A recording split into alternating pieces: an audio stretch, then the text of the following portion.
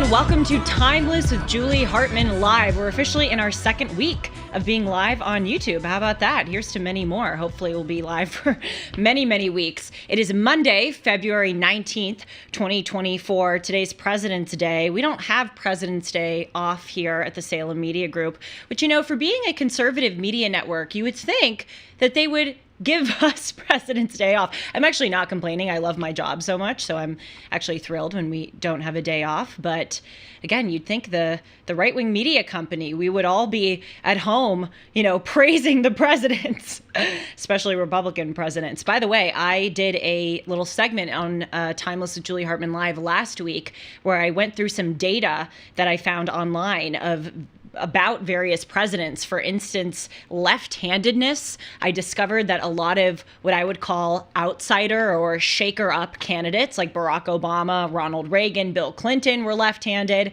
I also discovered that a lot of my least favorite presidents are actually firstborns, and my favorite presidents are secondborns. So in honor of President's Day, I encourage you to check that out. Also, please do check out my show with Dennis Prager, Dennis and Julie. That is now every Sunday right here on this channel, the Julie Hartman YouTube channel, at 1 o'clock Pacific, 4 o'clock Eastern. And then Timeless with Julie Hartman Live is at that same time, 1 o'clock Pacific, 4 o'clock Eastern, but Mondays, Tuesdays, and Wednesdays. Hey, Sean, how you doing? Julie. Yes? When I was growing up, we had Lincoln's birthday and Washington's birthday. And in school, you would get both those Mondays off, and it was awesome. Wow, really? You wouldn't like celebrate or anything, but at least you got the days off. You would look forward because you would get so many days off in February. Wow. And you have Valentine's Day. And then they combine the two to make it President's Day, and I don't think it means anything anymore. They combined what? I mean, you said we'd go home and celebrate. They combined Lincoln and Washington's birthday into President's Day.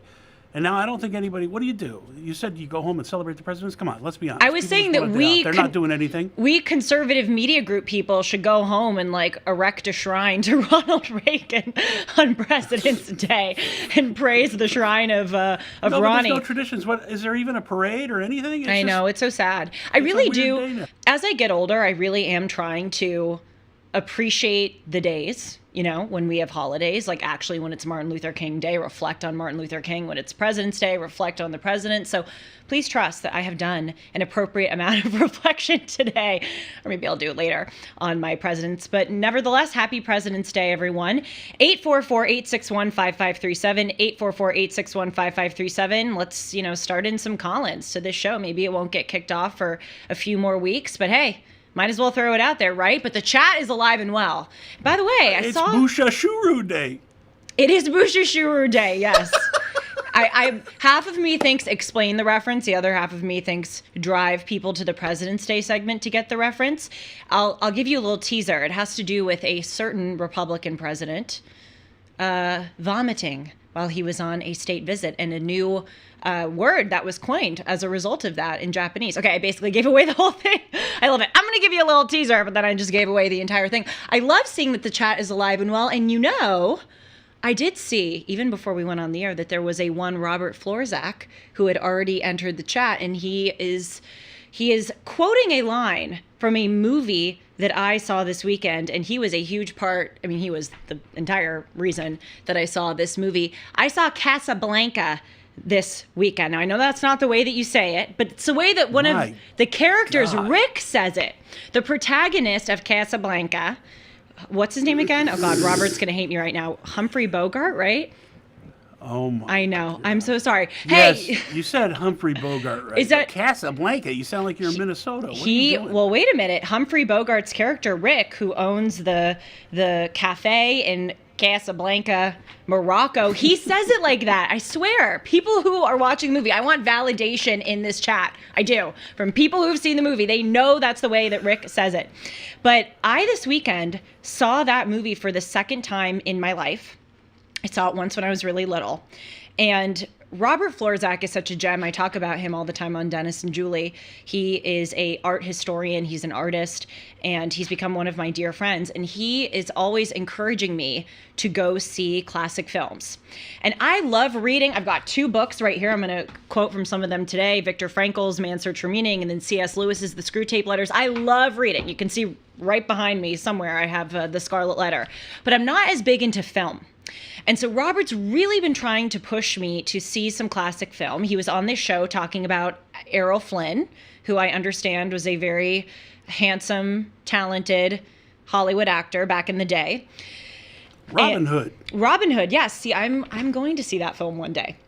I promise. But he has been hectoring me for several weeks now. Robert, he said, you got to go to a classic film cinema. You're in Los Angeles. You got to go. There's one in Hollywood that he wanted me to go to. And he said, you got to see these films on the big screen. I'm like, okay, all right, I'll see it sometime. But you know what? He said to me, we were on the phone, and he said, oh, you're not going to do it. Or he said, oh, you're going to disappoint me. And I viewed that as a challenge. So I went last night, everybody. I went to Hollywood. Oh, you went to a theater? I went to a theater. No, this is the whole story. I wouldn't even be telling you this if I just watched it at home. It's not an accomplishment to watch a movie at home. Was the floor sticky? No, the floor wasn't sticky, but the seats were highly uncomfortable. They were just regular movie theaters. This was a whole experience. This was a whole experience. This wasn't Netflix and chill. No, this was not. So last night, and it's raining here in Los Angeles. Last night, I got in my car. I hauled all the way to Hollywood, found parking, which I deserve a badge for, honestly. Got in line, waited in line for an hour, all by myself. Wait, there was a line? I did it all by myself. There was a huge line, and it was raining. How many people were there? Many. Was the theater packed? Well, there were a lot of people who bought tickets, and then there were a lot of people like me who didn't buy tickets ahead of time. And I got there at 5:30. The screening started at 6:30, and I was in line in the rain for an entire hour, all alone. But wait, this is important. I really actually want to tell people that I did this. To talk about how great the movie Casablanca is. I gotta stop saying it like that. Casablanca is. But, I think that we talked about this last week on Timeless. We were doing a show on why the world has had less sex. And I was talking about reading a comment actually from the internet. People were commenting on this, how people are afraid to go out and do things. They're afraid to go out, especially alone, and meet new people. And that is really true. And I really endeavor to be a person who isn't like that. I'm trying to stretch my boundaries in life, not just as far as what I read or what I watch, but just doing things that are uncomfortable. And so I just want to tell people that having done it last night, it's really not as scary as you think. You think you're going to be in line and everyone's going to look at you and pity you because you're alone. Everybody's just thinking about themselves. No one cares, nobody's looking at you. You think maybe you'll be lonely, but it was actually a really great experience. So people, go out, do things alone. It's my little Wait, don't bury the lead. sermon. Don't bury the lead. What? Milk duds, jujubes, licorice, popcorn. What'd you do? Popcorn with butter. Popcorn with butter. That was my dinner because it was dinner time. So I got a huge bag, made friends in line. These 2 sisters, one runs a nail salon, the other does Zoom college for the University of South Florida. And I said to her, it's so funny. Sometimes I have to hide what I do for a living because I don't want to make people uncomfortable, especially people who I'm standing in a line with for an hour in the rain. She was saying she does Zoom school in South Florida. And I said, oh, why aren't you there? Why are you doing Zoom school? And she's like, because it's Florida. And I said, what's so bad about Florida? And she's like, all the conservatives are there. And I'm like, Don't ask me what I do for a living. By the way, I have a way of getting around this. It's not that I'm ashamed of what I do. Clearly, I'm not. Put my face on the internet every day. But I don't want to make people uncomfortable. It's not worth the conflict. Yeah. And so I have a way around it. People go, what do you do? I go, media. And then usually that stops them because that's a little bit of an indicator. I don't want to talk about it. But then if they press, they go, oh, what kind of media? And then I'll say radio, podcasting. And then I have a rule of 3 strikes. The 3rd time they press, then I'm telling. It's like I tried to not make you uncomfortable, but you keep pressing. So the 3rd time I did it. Luckily, they stopped at the media thing. Anyway, I want to play 2 clips from Casablanca because we were also talking last week on Timeless about how we are in the age of the anti-hero. How there are so many films, TV shows, books, which celebrate people who do bad things and celebrate their bad actions. And this blossomed from a conversation we were having about the Netflix show Griselda, about Griselda Blanco, who was this Colombian drug lord. And Sean, of course, was reading a very, very long list on air of all of the various shows, Shameless, Curb Your Enthusiasm, Modern Family, et cetera, which celebrate the anti-hero. And what was really nice... Modern Family was not on my list. Was it not? I actually, I just threw that in there because I figured there's an anti-hero in Modern Family. You were thinking about Sofia Vergara, like... True. Oh, that's right. Yeah. She's in Modern Family. How can you not? That's true. Yeah. How can you not? It's true, especially if you're a straight guy.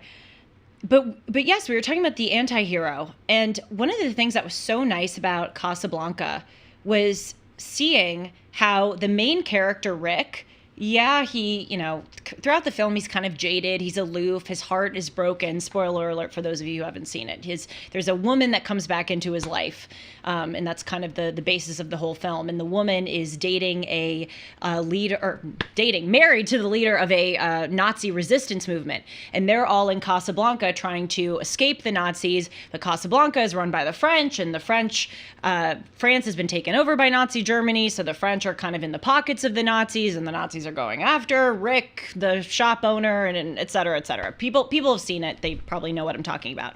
But it was so nice because Rick, the main character, is very jaded throughout the whole film. So he's not perfect. When Sean and I lament this celebration of the anti-hero, we're not necessarily, or at least I'm not saying that every single character in every film has to be perfect, because that would be boring. Nobody in life is perfect. But this character ends up doing a very noble thing, which is that he facilitates the rescue or the escape of his beloved Ilsa and her husband, the resistance leader. They started dating because Ilsa thought that her husband was dead. And then it turns out that he escaped a concentration camp. He wasn't dead. And so Rick has the opportunity to save them. And instead of being selfish and taking the woman for himself and leaving the resistance leader out to dry, he does the noble thing and he allows them both to escape. So I want to show you 2 short clips and then I'll be done with talking about this movie until I see my next classic film, Alone in Hollywood. There's so many famous lines from this movie. I know. Well, that's one I saw in the chat. Here's to looking at you. All right, I'll wait. Wait, do you know others? I Play It Again, Sam. Yeah. Well, that's not... Of all the gin joints in town, she walks into mine. That was shocking to me watching that. I just thought that was a colloquialism. The beginning of a beautiful friendship or something like that. I don't know them exactly. I could look it up, but I know there's a lot of famous lines. There are a lot of quotable lines, but when the one guy goes, "I'm shocked to find out that there's gambling here." Maybe not as famous, but it's a funny line. No, that was one of the guards. We'll always have Paris. Yes. All right. It's been a while. No, I'm actually very impressed that you have a command of this. All right, I want to show you these 2 clips because you just look at this and you go, look at a man being a man and a man doing the right thing, a protagonist doing the right thing. It's clip 1. What a class act. Can you imagine how heartbroken he was? He didn't want to leave her, but he's helping her leave. And he said at the beginning, you are what you are a part of what makes your husband work. He loves you, he's inspired by you, and that's what helps him move forward as leader of a resistance movement against this evil regime, the Nazis. What a class act. And then what I love too is that Rick not only lets Ilsa go, he clears Ilsa's name in the marriage with Victor. So essentially, he is telling Victor, she's in love with you. I don't want to be a factor in your marriage. Let's play that one clip. Okay, how many guys today do we see, A, in real life, and B, especially in TV and movies, who will go up to another guy and be like, yeah, I, slept with your bleep last night. She loves me. She doesn't love you. She wants to be with... That's what guys do now, and it's cool. It's cool to, act like you've got it, act like you've got the girl, and to stick it to your competitor. But this guy shows what a real man does, what a real class act does. And here's the thing I also want to say. The movie isn't boring. I think a lot of people have this idea that if a character does something good, if they're not the anti-hero, then the movie is just dull and dry and there's no excitement to it. No. the movie is very exciting. And I think it's very ennobling to see people do the right thing. I love looking at the chat, by the way. Sniff, sniff. I get emotional easy, LOL. Yeah, we have a few of us in here. Sean gets emotional easy. I get emotional easy too. Easily, if I may humbly correct. Love that style. Clothes and car styles were amazing back then. Yeah, oh my gosh. Ilsa in the movie, she is so, sometimes I look at that old fashioned and it doesn't quite resonate. She is so pretty and chic. What was that, 1942 the movie was made? Fantastic. Yeah, was the crowd loud? Did they react to certain things? You know, it was interesting. People laughed, and then when the movie was done, everybody clapped. There was a lovely sense of decorum in the theater. Yeah, it was nice. I by the way, Sir TDS didn't know Gavin Newsom is Julie's governor. Yeah, it's probably because I said Hollywood. Unfortunately, he is. Hopefully, he won't be my president, though, or any of our presidents. So that's Casablanca. You know one of my favorite classic movies? What? Tell me. I bet you haven't seen it. Pootie Tang. I have certainly have not seen it. Have you seen Pootie Tang? I have not. Oh, that's one you should go see in the theaters. I feel like I'm being played right now. I feel like it's a really stupid movie that I wouldn't like, and Sean is going to send me on a magical mystery tour to go watch this movie. See, I trust Robert when he tells me to watch a movie. I don't trust Sean McConnell when he tells me the same thing. Okay. I love me some Pootie Tang. Okay, I want people in the chat to tell me the truth. Is this something that I should watch, or is this just Sean McConnell trying to play me? We'll see. It's classic. All right, well, let's move on. Let's talk about something far more serious than this, which is Alexei Navalny, because on Friday we heard the tragic news that Alexei Navalny died. Now, obviously, there are a lot of people who are saying, well, wait a minute, we don't know for sure if Alexei Navalny died. One of those people who actually is speculating is Alexei Navalny's wife, Julia, because she says that the Russian government plays all kinds of tricks. But I don't know. I don't know what you think, Sean. I think he's dead. I think that they just wanted to do away with him once and for all. Do you buy any of the theories that he may still be alive? No, I told you a couple last week. I think he's dead. Yeah, Yeah. Of course. I think that they're hiding the body. Yep. I think it's honestly, perhaps, especially after there's kind of been a reignited conversation about Russia in the West as a result of Tucker Carlson's interview with Putin, as a result of Putin coming out making some comments about Trump versus Biden. Perhaps that was an impetus for them to want to do something. I have no idea, but I think it's pretty certain that Alexei Navalny is dead. He died at the age of 47. Which is so young. He has 2 kids. One of them, the oldest daughter, is actually a student at Stanford, or perhaps she graduated. But for those who are unaware of Alexei Navalny, he was this Russian opposition leader to Vladimir Putin's evil, corrupt, terrible regime. He was the leader of the Russia of the Future Party, and he actually ran for office a few times, but of course, Putin's government didn't allow that. And in 2020, he was poisoned. And he was treated in Germany. You know, it's just amazing how these things happen, right? Like Putin's opponents just all of a sudden crazily get poisoned very randomly, right? No, nothing to see there. But he had to go get treatment in Germany. And they thought that there was no way that Navalny was going to go back to Russia. Why would you? If the leader of your country tried to poison you and would lock you up, why would you go back? But because he is a class act, certainly not an anti-hero, the epitome of a hero, he went back to Russia. But in the meantime, he made a documentary, which in addition to Casablanca, I encourage all of you to see. It is so good. Have you seen Navalny, Sean? No, I haven't. So you want me to watch that weird film, but you haven't seen Navalny? If you watch Pootie Tang, I'll watch Navalny. For some reason, I know nothing about that movie. For some reason, this feels like an uneven trade. Feels like if you give me $1,000, I'll give you $5. It's just how it rings. Call me crazy. I've been down this road before with him. But you really should see Navalny. Everybody should see Navalny because he's talking about why he does what he does. And you see really behind the scenes of with him and his family. And the most riveting part of the documentary, I actually tried to find some clips to show here, but I couldn't find them on YouTube, is that he figures out which members of the FSB, which is the Federal Security Service, aka the KGB 2.0 in Russia, he finds out which members of the FSB poisoned him, were accomplices in his poisoning. And he calls them. I have no idea how he pulls this off, but he somehow gets to them. He gets them to admit on the phone that they poisoned Navalny, and then he reveals that he's Navalny. It is just absolutely riveting. But what I love about it is the whole time he, treats the issue with the seriousness and the gravity that it deserves. But he also has a terrific sense of humor and I love that balance because, yes, these people are evil and we need to treat that seriously. But in a way, they are such pathetic human beings that it's almost just more powerful to laugh at them. Like, you are scum of the earth if you're going to poison someone who is standing up for democracy. And Navalny's like, I'm just going to laugh at you. You don't even deserve my scorn. You just deserve my ridicule. So it's on Max. It looks like it's on Max. Yeah, it's really good. I'll do it. Yeah, thank you. You should.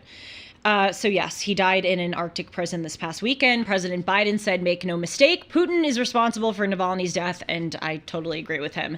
Of course, the Russian story is that all of a sudden he fell ill, and within, just a few minutes he was unconscious, which is obviously total BS. But I just want to quickly show you two things.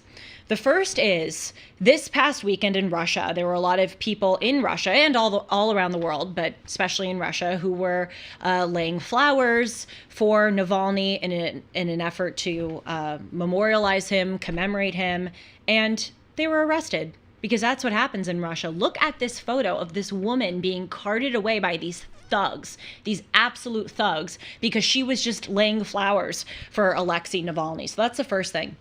The second thing is Barry Weiss, who runs the Free Press, excellent news organization, published and translated these letters that Alexei Navalny wrote when he was in prison to Nathan Sharansky. Mr. Sharansky was a Soviet dissident. He is famous for writing the book Fear No Evil, and he became an Israeli politician. And so they both know what it is like to be in the gulag in Russia for speaking out for freedoms. That lady got arrested just for putting down flowers? Yep. Like arrested. Arrested. And by the way, that's just one photo. Look it up. There are all these photos of these people being carted away. There were a few journalists who were arrested because they wanted to take video to show it to the Western world. No, you know what? We have no idea how lucky we are. No, we don't. That's crazy. This is what so bothers me. I could stop me because I could get on an entire rant about this for the whole show. But when I was in high school and college, and I wasn't as attuned to this in high school. I was certainly attuned to it in college. But when people would crap on America, I would be like, you have no idea. I tweeted this and people thought it was a joke, but it wasn't. I would like to raise a GoFundMe for all of these anti-American, pro-Hamas, Israel is committing genocide, the United States is systemically racist, patriarchal, heteronormative society. I want to raise a GoFundMe to send these people on a one-way, even first-class ticket to the countries that they think are so much better. Study abroad. I will fund their study abroad, their permanent study abroad. But it's like, actually, don't even get me started. And the only reason why they're tearing down America is they have the free speech to do so. When they're advocating for criminalizing hate speech, they don't realize they're so stupid that the only reason why they can even say such a thing, such as we should curb free speech, is because they have the free speech to speak and advocate for curbing free speech. What idiots. Beyond. That's one of my favorite things to do, study abroad. And why is that? I got it. Oh, good. 5 seconds. I got it. All right, back to the letters that were published. You know why? I'm going to defend myself here. I knew I was missing something, but then I got it. I very rarely hear the term broad used.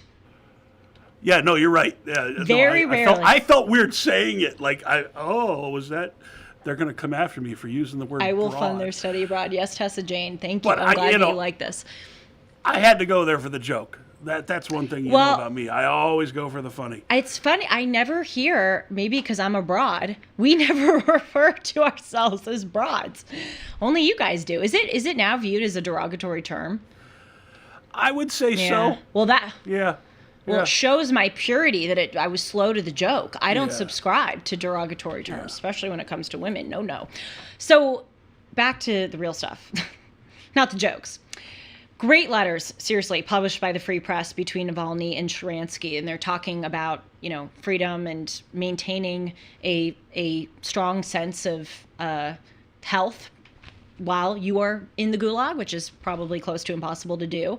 But this is a quote from Navalny writing to Sharansky, and he's talking about Sharansky's book in which he argued that Russian people need to have a virus of freedom, and they have to protect themselves against the KGB from inventing a vaccine against this virus of freedom. But then Navalny writes, in the current situation, it is not Putin's government who are to blame, but us, he says.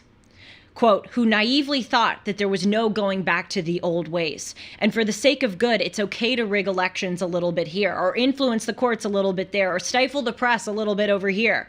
These little things and the belief that it is possible to modernize authoritarianism are the ingredients of this vaccine. Whew. Fire emoji, fire emoji, fire emoji. Wow, that is true. And we're seeing that right now in the United States. Obviously, we're not close to what it's like to live in Russia, even as bad as things are here.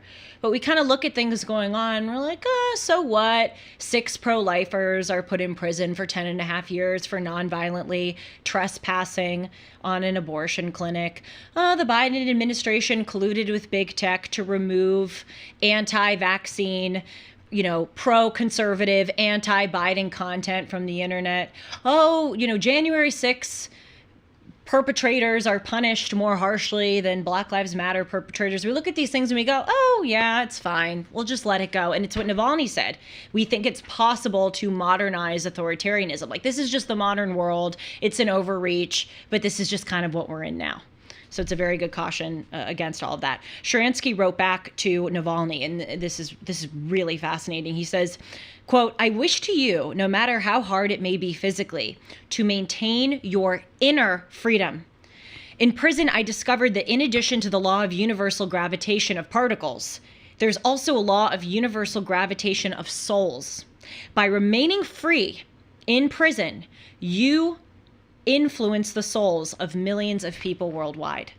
I love that because Navalny's inner life is what allows him to triumph over the degradation and the abuse of the FSB and of Putin's regime. It's sort of what I was saying about when he's in that documentary laughing at the people on the phone who poisoned him. He's good on the inside. He's secure in himself. He is free from them on the inside, and that is what makes him have such power over him, because they can put him in shackles, they can put him in an Arctic prison, they can humiliate him, they can take him away from his family, but they can never, never, never influence his inner life, because he did such a good job of protecting that. And this reminded me of this great book, which I'm just giving out recommendations. In the first 30 minutes, I'm going Casablanca, Navalny, and Man's Search for Meaning. Really quick read, by the way. This is everybody should read this, especially because it's just easy to do so. And Viktor Frankl was an Austrian psychologist who was a victim of the Holocaust. He was in Auschwitz for several years, and he wrote a book about his experience and about man's search for meaning. And his whole thesis is that if you have a why, if you have a purpose, a meaning, you can bear almost any how. But one of the best parts of that book, when I read it, that always stuck with me, is when he talked about how he was able to maintain power over the Nazis. And it's the same thing that Sharansky advised Navalny to do. Viktor Frankl said it was that I held on to my internal life. And he said that, it was very easy to succumb to the degradation of the camp because they were treating us so horribly. I mean, the epitome of how terrible people can treat human beings. And Viktor Frankl wrote, they took away our hair. They took away our names. We were reduced to numbers. They took away our clothes. They took away our freedom. They took away the fat on our skin. Like, literally, we were stripped of everything. But he said the one thing that allowed us to triumph over them is if we maintained our sense of ethics and morality and sense of self. And Viktor Frankl wrote, I never stole a bread from a piece of bread from a fellow prisoner. I never lashed out at the guards. And it's not because I didn't want to, but it's because I knew that I needed to hold on to my moral core, or else that would be the only, if I let that go, then I would really become an animal. He said that was the one thing that was keeping me as a human being and not becoming the animal that they were treating me as. I'll just quickly read. Only those who allowed their inner hold on their moral and spiritual selves to subside eventually fell victim to the camp's degenerating influence, while those who made a victory of those experiences turned them into an inner triumph. Frankl has one of my favorite and most meaningful quotes in life. Mm-hmm. The one about there are only two races. The decent and indecent. Yep. From all this may learn that there are two races of men in this world, but only these two, the race of the decent man and the race of the indecent man. Both are found everywhere. They penetrate into all groups of society. No group consists entirely of decent or indecent people. I love that you read the full quote. That's one of the most important quotes. Yeah, it's so. Once I heard that, it changed me forever. And I realized all of this arguing over race is ridiculous because that's the truth. Sorry. No, don't apologize. As I said, I'm really glad you read the full quote because what he said there at the end, that no group has 100% decent people or 100% indecent people. All across various groups, it's scattered. That's so true. I mean, one of the things we'll be talking about today is this crazy funeral that was held at St. Patrick's Cathedral in New York City. And it was so disrespectful. There were all of these transgender or LGBTQ individuals in drag getting up, and they were mocking the Lord's Prayer, and they were calling this person who was having the funeral the mother of all whores. Like it was so awful. But you know what? You may expect my anger to be primarily funneled at those individuals, and believe me, there's a lot of that, but I'm actually more angry at the Catholic Church. I'm more angry at several Christians who allow this to happen. And so the point is, you look at religious people and you would expect like, oh, well, Christians would be the, greatest, or they would, certain people in society would be full of the decent. But no, you look, there are really bad Christians out there. There are really great Christians out there. Every single group has this scatter. But I just want to close this out by saying that, obviously none of us, thank God, are in the gulag. None of us are facing the kind of hell that Navalny faced or that Viktor Frankl faced. But there's something to take away from what they're saying, maintaining your inner life, maintaining your sense of morality. And I think right now in the modern world, it's very easy to succumb to jadedness. It's very easy to succumb to anger. It's easy to succumb to victimhood. You see people cutting corners or acting out in a lot of different ways, and you just think like, okay, I can do that too. But the way that you maintain your triumph, the way that you triumph over those degrading influences is by maintaining your own inner hold. And that's something that really inspires me, especially when it's tough to put your face on the internet, speak the truth, get vilified for it. That's one thing I go, okay, I need to be good on the inside, and I got to block out the noise. So God bless Alexei Navalny. I want to dedicate this whole show to him today, all the shows this week to him. He is the Viktor Frankl. He is the Anne Frank. He is the Solzhenitsyn in our time. And may we keep his legacy alive, never forget him. God, my heart breaks for his family, especially his kids. Can you imagine the horror, the pain that they have to go through imagining what their dad faced? On to another depressing, but in a different kind of way, but also a little bit comical story. This St. Patrick's Cathedral debacle. My gosh, are you guys aware of this? I want to look at the chat very quickly. But actually, before we close this out on Navalny, I've heard the quote, there's two kinds of people, the decent and indecent. Yep, people, this is resonating a lot. Need to find out who Viktor Frankl is. Oh my gosh, yes you do. You need to find out who Viktor Frankl is. But by the way, I'm not wagging the finger. I really, I never heard of him until very recently. Perhaps a year ago, 2 years ago. In college, I never really heard of him. I think at the end of college, someone recommended Man's Search for Meaning, but every single college student should know Alexander Solzhenitsyn, Viktor Frankl, among others. But oh my God, I mean, especially those two, the fact that most college kids. Most Americans don't know their name. Is so sad. Gulag Archipelago. Yes, Solzhenitsyn. And One Day in the Life of Ivan. I always get this last name wrong. Denisovich. See, I pronounce Casablanca wrong, and I pronounce a lot of other things wrong. I have read excerpts of that book. I've also read excerpts, of the Gulag Archipelago. By the way, shout out, I do a Thinker of the Month series with Spencer Clavin, and we did our most recent one on Solzhenitsyn to celebrate the 50th anniversary of the Gulag Archipelago. Man's Search for Meaning was assigned reading for us in high school. Wow, Tessa Jane, I'm very jealous of you. Yeah, well, I'm really glad this is resonating. Thank you guys so much for watching, for staying active in the chat and keeping the chat classy. No anti-heroes in the chat. Okay, St. Patrick's Cathedral.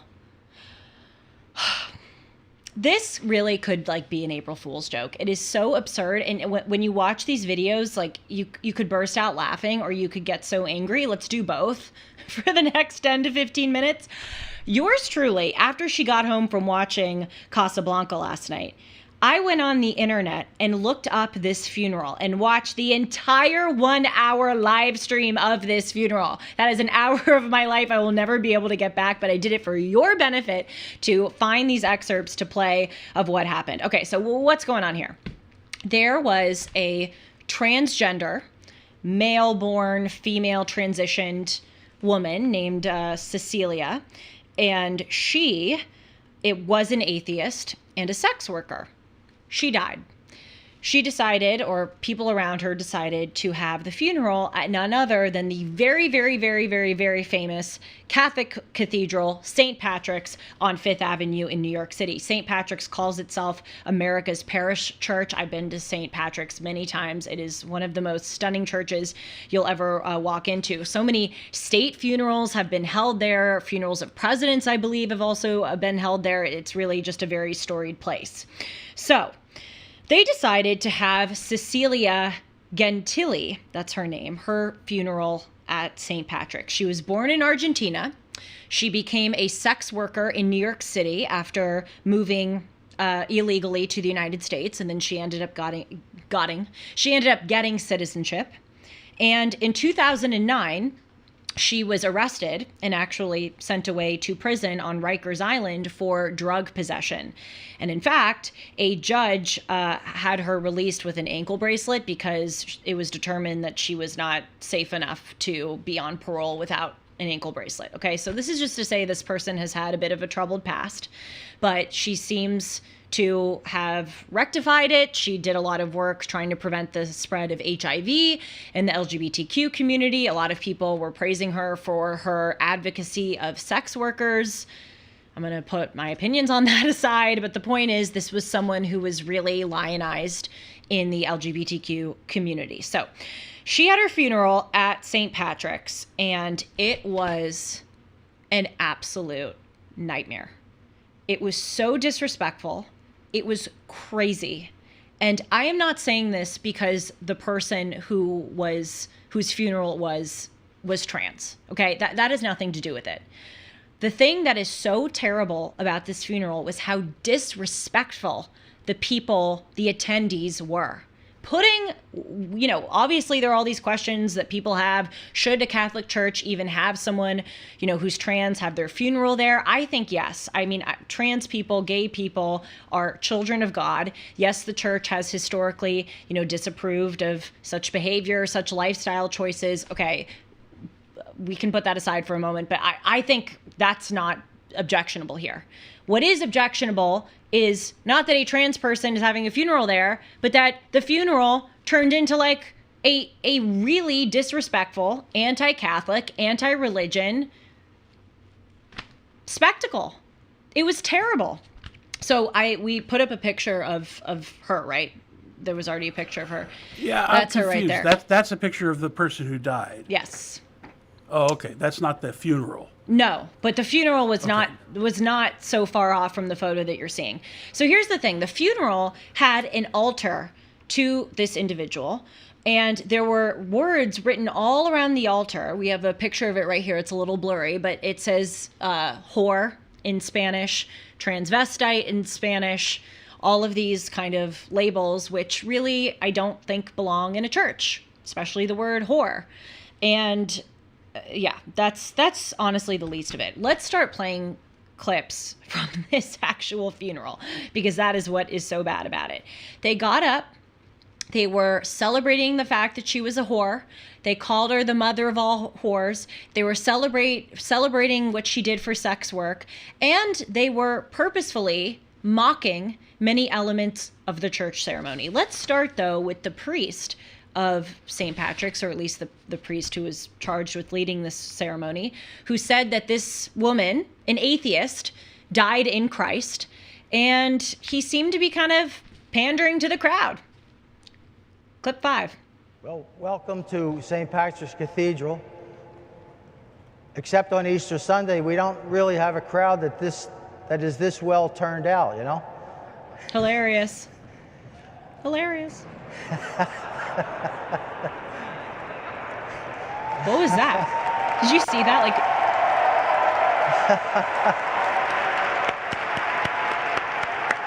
what are you trying to do, dude?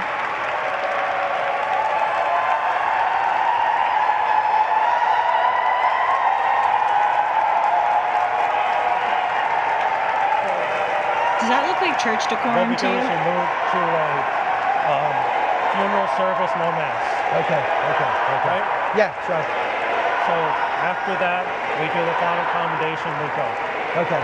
Got it? Yep.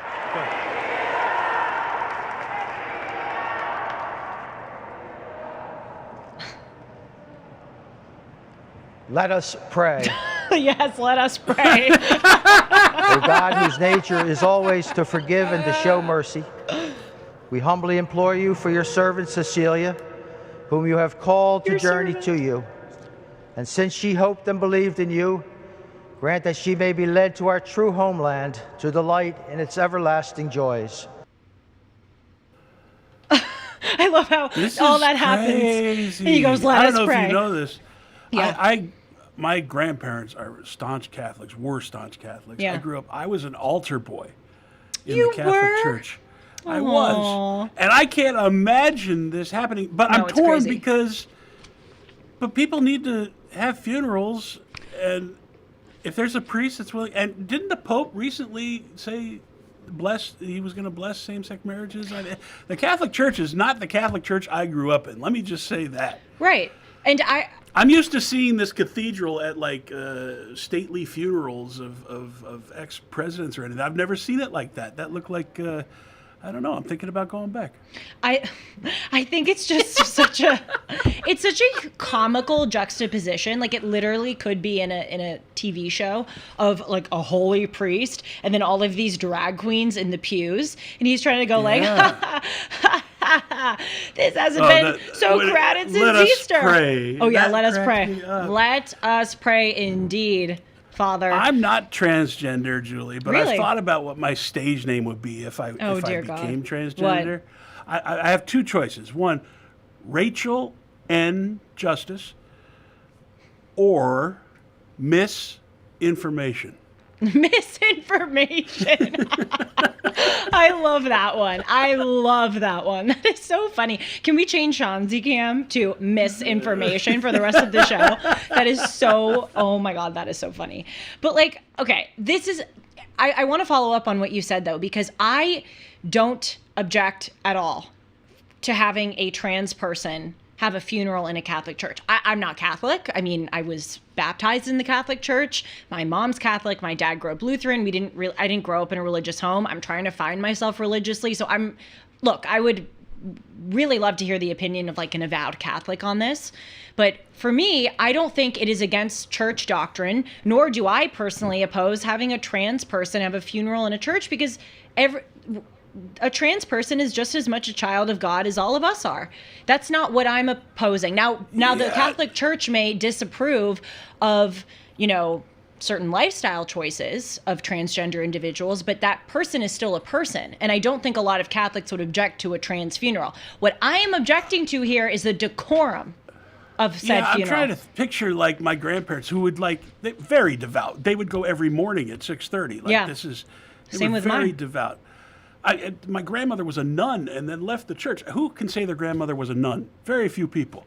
But I'm thinking back to my days when I was an altar boy and my mom was leading the choir, and that older generation, that older Catholic, they have died and passed on at this point. And they would, I think, agree with you, they would have been horrified by the decorum inside the church. The decorum is the main problem that I and I think many Catholics have with this. So let's go on and look at some of this decorum. So we're really scheduling these videos starting with like the light stuff, and it's about to get way worse. But this is somewhere on the scale, like maybe like a 3 or 4 compared to what you're about to see. But this was one of the prayers, what I would call a woke prayer.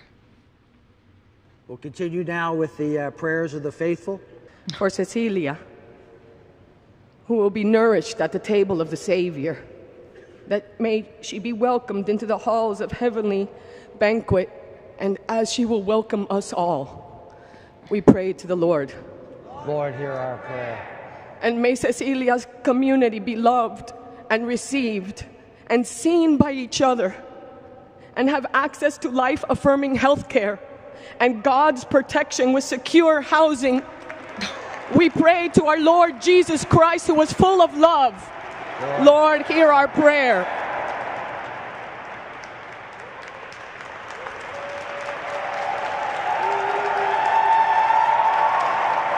So essentially that's just adding whatever you want the prayer to say instead of actually following what the prayer says. Now let's go on to really the big parts of the funeral. One of them was a eulogy to Cecilia, and it praised her sex work. Y'all know what we about to do, right? Repeat after me. Cecilia! Cecilia! Cecilia! Cecilia! Cecilia! Ladies and gentlemen, Cecilia was born in 1972, but this lady worked so hard to make sure girls like me, girls like you, boys like you are safe, are grounded, are rooted, got health care, that sex workers are free.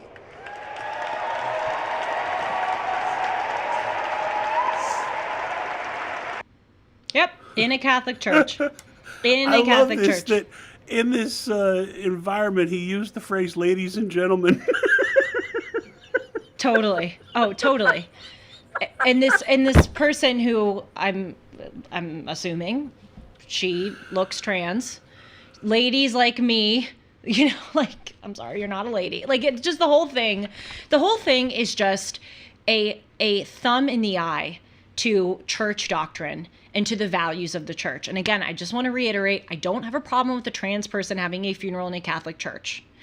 The thing that I do have a problem with is the celebration of things that are totally antithetical to church values and the decorum, which we're about to see more of, you know? And I don't have a problem with the celebration either. They should have a funeral. They should have a celebration of Cecilia's life.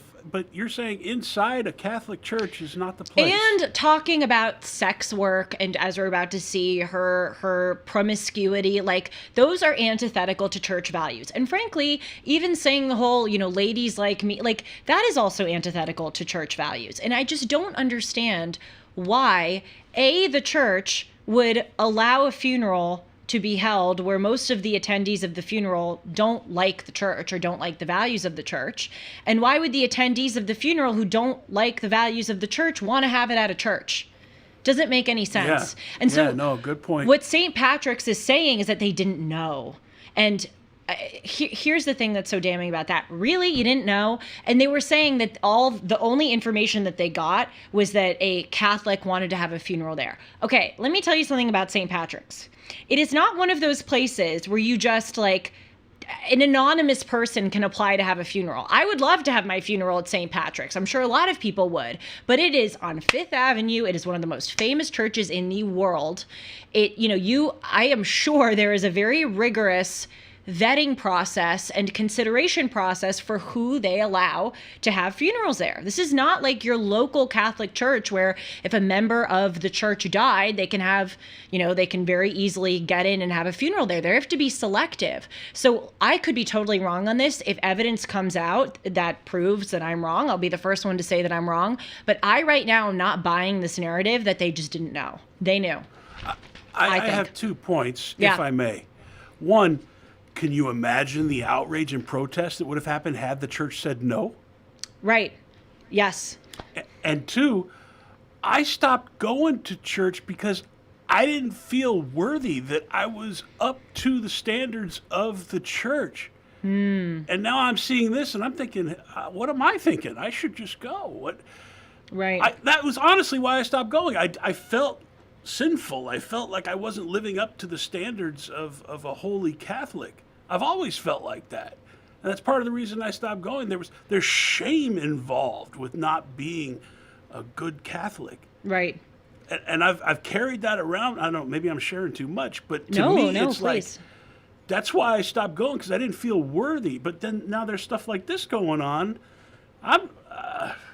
This is a good topic, Julie. Way to go. No, what was the first point you made? I'm following the second point. Imagine if the church had said, no, you can't have the funeral here. There would have been outrage. Right. Well, this is the thing.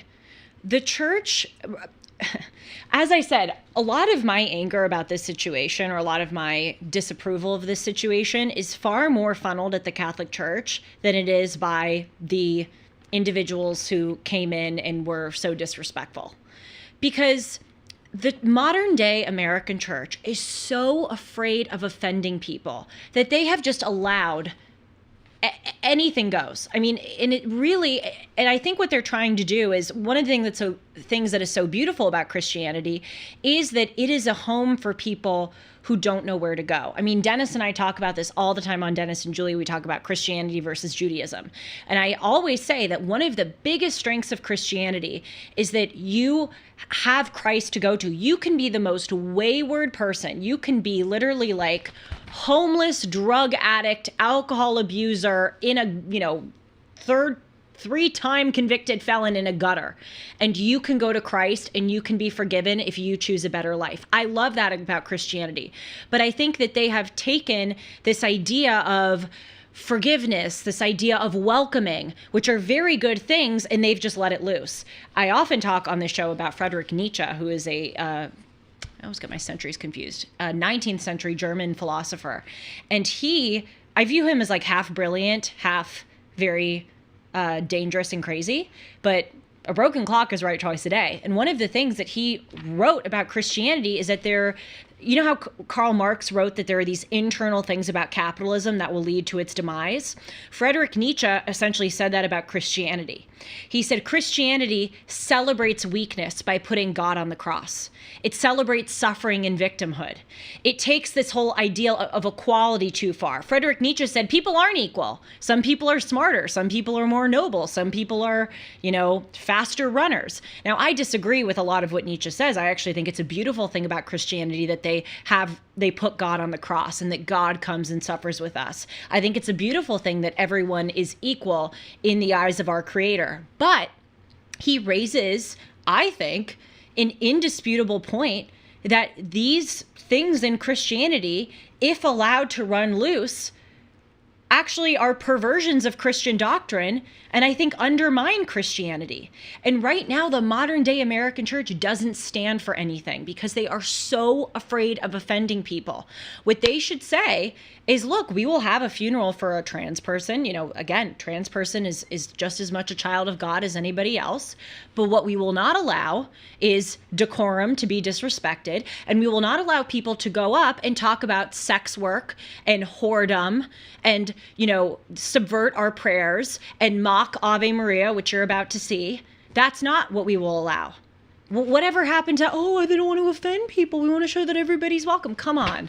And you know what also drives me crazy? So, can you imagine if Cecilia or her family went to a mosque and asked for a funeral service to be held at a mosque? What do you think would happen? Take a guess. They would say no. And in most Muslim majority countries, someone like Cecilia would have been dead a long time ago.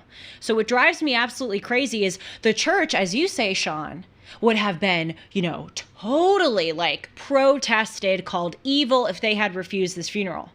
But then if a mosque would refuse this funeral, they don't even ask a mosque. They already know the answer.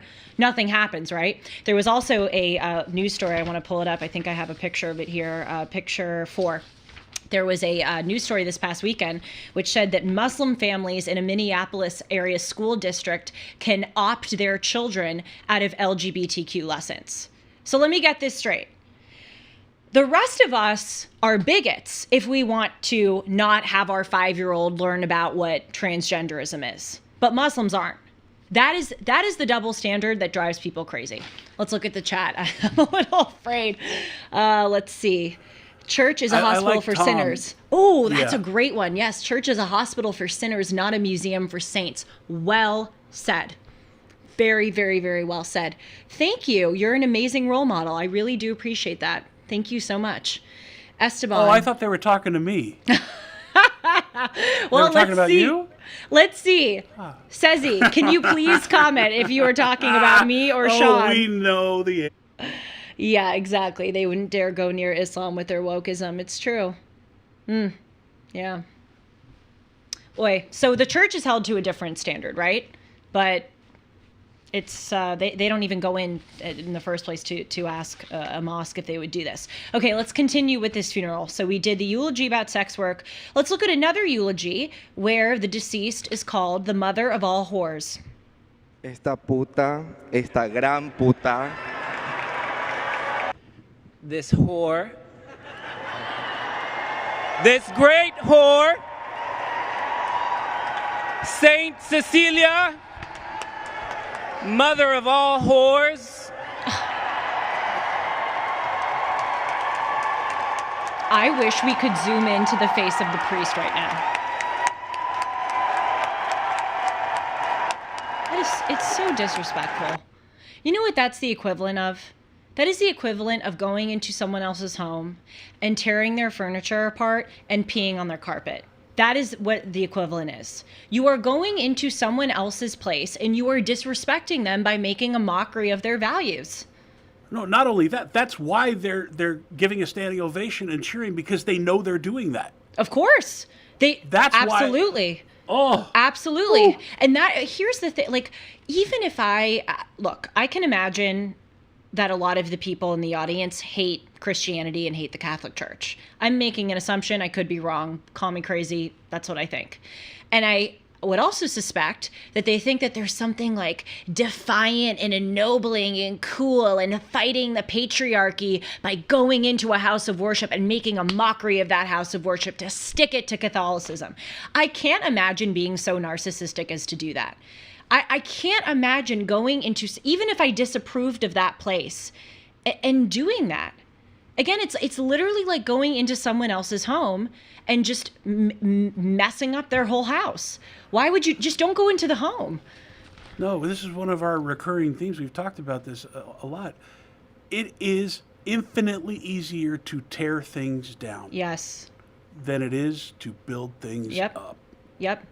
But it shows you the conceit. And they're relishing in the disrespect. But it shows you the conceit. Like, there are people, there are institutions that I don't like. I wouldn't ever picture myself going in and wanting to purposefully make a mockery of that place. Especially something like Christianity, which of course has not always been perfect, dear God, but has been one of the greatest, if not the greatest, forces for good to ever exist in the world. Okay, let's go on. But really, we actually shouldn't even brush over that so fast. They're laughing. They're calling her the mother of all whores. By the way, like, I don't understand what they even think is so ennobling about that. Why would you, can you imagine at your funeral, would you want to be praised as the mother of all whores? Like, why is that cool? Sean's like, yeah, I would. All right, let's go to a final video. And this is what happened during Ave Maria. Ave Maria,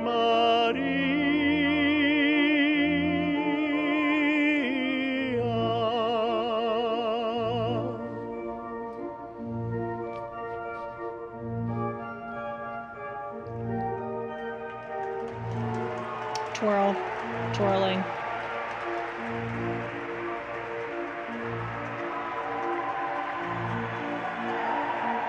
We'll see in a minute. Interpretive dance during Ave Maria.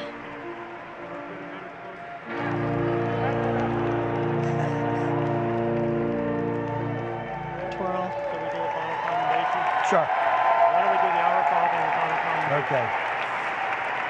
Yep. So we go to the Our Father. Okay. We'll do the final commendation. Okay.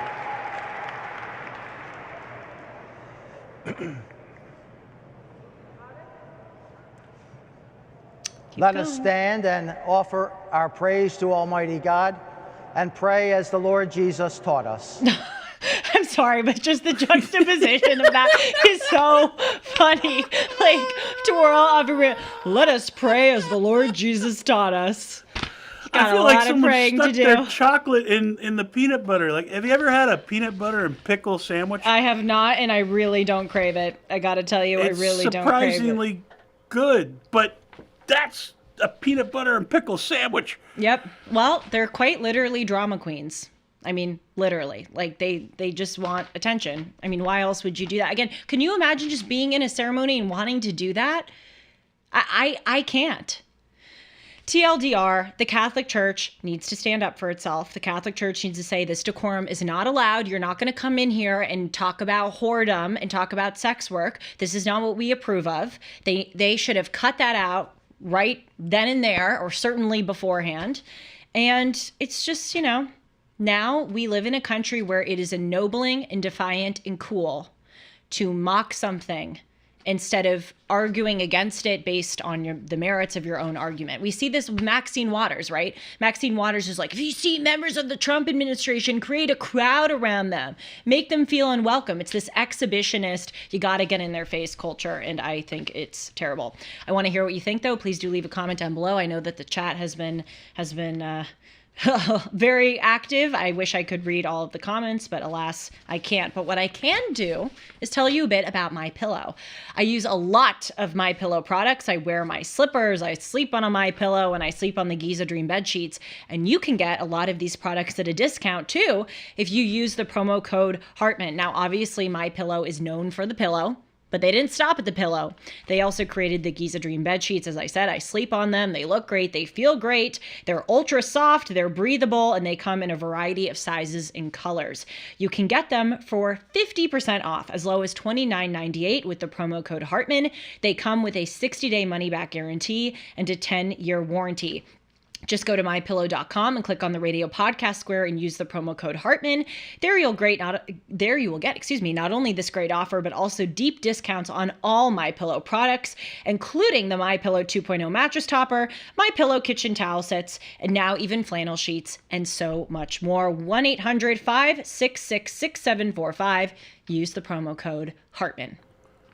So, Julie, would you like to take your very first phone call? Sure. Who is it? We have a phone call from Bob in Atlanta, Georgia. Hi, Bob. Let's see if we can get Bob on here. Am I on?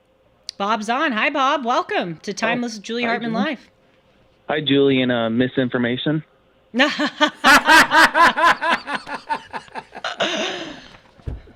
What's your question, hey, Julie. Bob? Hey, Julie. So I'm a new listener.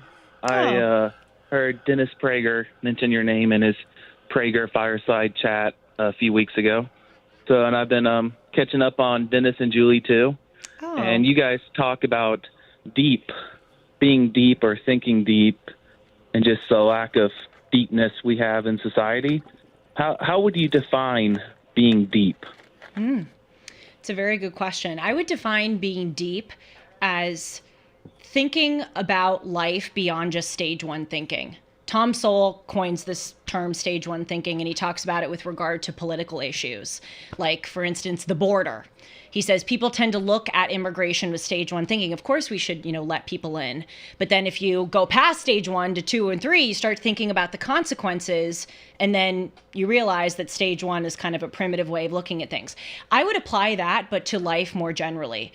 Really thinking about the kind of person that you want to be, improving yourself, the kind of life that you want to live, looking at having different hobbies, having different interests, being curious. I think a deep person is someone who wants to explore a lot of different things in life, think critically about things, and not just stay in their narrow box of what's comfortable to them. Do you think you've dug deep enough to find a true meaning of being deep? No, I don't. But that's me. Levels? I am so hard on myself. I never think I'm digging deep enough. What was that second question? The He levels. said, do you of think there's deepness. different levels? Oh, of course. I think there are gradations. We need more deepness. I think we've lost that. We've become a very our attention spans are shorter. We're distracted by everything in the world, and we would do better off to process information and think before we open our mouths. That's what I was saying That's about going being beyond deep. stage one. And you answered it right. I mean, Tom Sowell, very deep, and he talked about stage one thing. That was a great answer. Yeah, it's stretching the boundaries. Let's see. Oh, God, live stream died? Oh, gosh. I'm sorry. We're going to have the full version posted later. We always do that. But speaking of depth, I want to talk about a book that I'm reading just for a few minutes. It won't be long, but I read so often because I'm endeavoring to be a deep person. I'm endeavoring to stretch the boundaries, consider things that I wouldn't otherwise consider, and not just kind of stay comfortable in my worldview. And so I was thinking that a feature of this new live show would be that I could come to you and tell you some of my impressions of some of the things that I'm reading. And right now I'm reading the Screwtape Letters by C.S. Lewis. And by the way, I wanted to talk about this today, even before this, I knew about this whole St. Patrick's story, but I think it's so apropos to talk about this book, which is about how to combat degrading influences in a religious way, alongside, literally on display, degradation of religion. So I really recommend this book. I'm sure many people in the chat are going to go, "Oh my gosh, Julie, you waited this long to crack into this one," but it is so good. Basically, what it's about, and by the way, another really fast read, like Man's Search for Meaning. What it's about is a devil or a senior demon named Screwtape, writing letters to his nephew Wormwood, who is a junior tempter. And they essentially are going after the souls of people to try to win over those people to the demonic side and away from God, Christianity, and religion. So that's why it's called the Screwtape Letters, because Screwtape the whole time is writing letters to Wormwood. I love books like this because it's fiction, it's fun, it kind of allows you to consider things in a different way, and it's not just like dry theology. Not that I find all theology dry, but you understand what I mean. And so there are just a few things I want to highlight for you, but one of the first ones is that C.S. Lewis actually says, speaking as in the character of Screwtape, again, the demon, he says, quote, "One of our great allies at present is the church itself." That's the demon speaking. One of our great allies at present is the church itself. The demon is saying, like, the church in many ways is our friend because they allow bad stuff to happen, or they give a actually bad version of Christianity to people, and it makes people more likely to turn away from Christianity and towards us. And again, how apropos, given what we just saw, where the Catholic Church, St. Patrick's, was allowing people to get up and talk about whores and sex work and, twirl during Ave Maria. This is what the devil or the demon in the Screwtape Letters is saying, quote, "All your patient," that is the person who the devil is trying to win over, "all your patient sees is the half-finished sham Gothic erection on the new building estate." Essentially saying, like, the church right now is just like a half form of what the church should be and could be. So I thought that was kind of interesting. But there's two observations I really have so far in the book, and I'm about a quarter to a third of the way done. And they're basically about the kind of ways that we in the modern world convince ourselves that God is not worth our time, or perhaps that religion doesn't exist. And this is something that fascinates me because so many people in my generation just totally turn their backs on religion. They don't believe in it, and they think that it is this defective thing. And so I often ask the question, why is this? And obviously it's because there's been a massive amount of, chatter about religion. We've been taught this. It's been inculcated in us that religion, and especially Christianity, is something bad.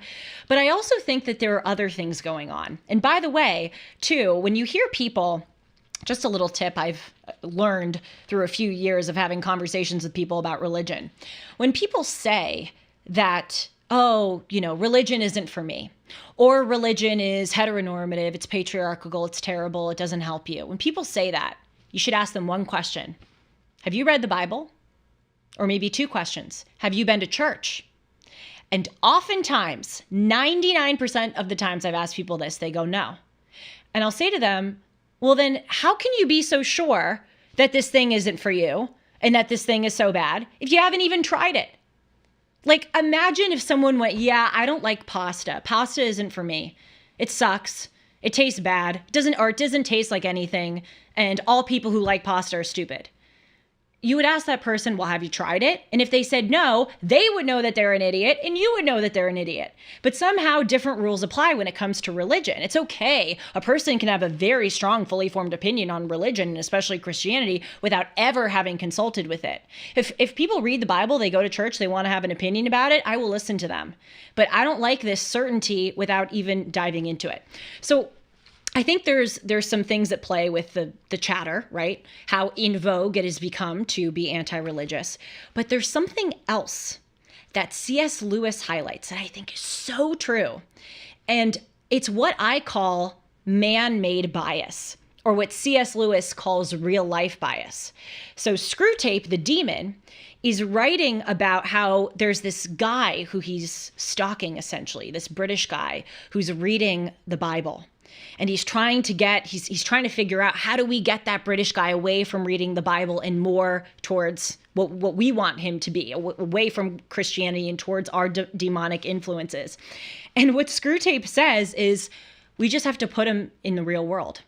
And he says he tries to make the guy think that he's hungry, craving lunch. He says we got to get this guy out on the street, so he sees a newsboy shouting the midday paper, a number 73 bus going past. Essentially, he said we need to get him out of reading the Bible and into the real world, because real life is the best distraction away from the spiritual. And he says that the familiar is and the ordinariness of life keeps us away from God. And so again, that's what I call man-made bias. Think about it from the perspective from a lot of modern people. We look all around us and we see things that are man-made. The camera I'm looking at is man-made. The buildings that we're in is man-made. The couch I'm sitting on is man-made. Skyscrapers, cars, planes, electric toothbrushes, TVs, phones, literally everything that we look at on a day-to-day basis is done by human beings. And so I think we get this idea that the spiritual, godly realm doesn't exist because we look around and we have this real life bias. That's why this demon wants to take this British guy out of the realm of the Bible and into the real world, because just looking around at the real world, he is going to become convinced that that is all that there is. And so I think it would behoove us to remember that as much as we look around and see man-made things, there's this huge spiritual world, I think, going around all around us. Like, even think about the people 500 years ago, before skyscrapers and phones and cars and airplanes. When they walked out of their homes or their shacks or whatever people lived in back in those days, maybe I should say 1,000 years ago instead of 500, they'd look outside and what would they see? They'd see the sun. They'd see the moon, they'd see hills. That's most of what they would see was not made by them. It was made by God, or it was a feature of earth. And so they were more attuned to the fact, I didn't make any of this. This must be done by a creator. But we look around and we go, yeah, people made all of this, so there must be no creator. We're the creator. What do you think, Sean? There's so much. I mean, we don't have so much time to go through all this. I'm triggered by the title of Viktor Frankl's book, Man's Search for Meaning. I think we try to put meaning into all these things around us. I know C.S. Lewis has another book called Mere Christianity, which you probably should read next. I have read that. What you triggered in me was the truth of the Bible. If you don't have an agenda and don't want to tear down the Bible or twist its meaning for your edification or argument, the truth of the Bible that is within those pages has withstood 5,000 years of man or woman, humankind. Or broads. And it will continue to, and I don't care how religious you are, if you are a thinking person, you have to acknowledge that truth has withstood. You also triggered in me that when you go out into nature, this is where I find God. The truth in the Bible, out in nature, and in other human beings. And none of those things are man-made. Mm-hmm. Absolutely. So, no, it's true. I don't... Yeah, that's what you triggered. Well, you also, like, you look around at the world and you think, how did life emerge from non-life? Like, people say, oh, science and evolution. But I don't think science and religion are incompatible. I actually think in many ways they're quite compatible. But evolution may explain how we evolved from the more primitive species, but it doesn't explain how we emerged. How did life just blossom from non-life? That argues for the existence of a creator. And people who say, oh, well, science will explain one day how life emerged from non-life, they have a kind of faith. Their faith isn't in God, but their faith's in science. I could go on and on about this book. We don't have a lot of time, but I will just end on one final thing, which is that C.S. Lewis is talking about, again, taking the form of the demon. He's saying that God, quote, refuses to carry them, that is, everyday people, to any of the goals which he sets before them. He leaves them to do it on their own. And herein lies the demon's opportunity. And I loved that because it made me realize God gives us the free will to reject him. He doesn't get in our faces and go, you got to believe. I mean, he created us, if you believe in God, and I'm on the way. I don't know exactly what I believe, but I'm certainly on the way. He could have created us to be robots. He could have created us to have a fixture in our brain, as we have the left lobe, the right lobe. They could have had the God lobe of you undoubtedly believe in God and follow him always. But no, God gave us the free will to reject him. And I love that the devil in this book says that's our opportunity, because it can force people to go away from that choice of following goodness and truth and beauty, shy away from that opportunity and towards more degrading influences. Can you imagine? I'm only a quarter of the way into this book. Come back to me in a week. The whole Timeless Live will be like, and then on page 20, and then on page 100, da, da, da, da. I'll probably have a lot more to say about this, but I want to know your thoughts. I feel like that is the ultimate arrogance for one individual to believe they can comprehend and they know better than all that came before them. Yes. It's really arrogant. That's part of faith. That is part of, you are not meant to understand it. You are not capable of understanding it. And if you think you do, oh boy, talk about not deep. Yep. Well, that's why I call it timeless. 5,000 years of human civilization has produced some conclusions, and we're very arrogant to think that we need not pay attention to what those are.